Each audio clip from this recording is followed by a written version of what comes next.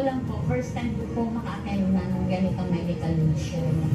Malaking bagay po talaga. Nakakahinga po kami. Naibsan po yung pag-iisip namin na kailan kaya ako mabubunutan, kailan kaya ako masasalanginan, kailan kaya ako matitingnan sa sakit ko. Almost isang pamilya kami nandito. Napakaganda po yung programa na ginawa po ng NCGI dahil lahat po ng buong Palawan naman iniikot niya, diba? So, napakalaking tulong po yan.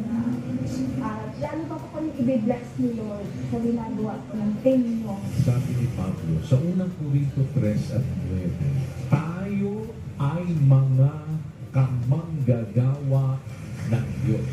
Eh di kung ano yung gawain ng Diyos, kasama po tayo doon.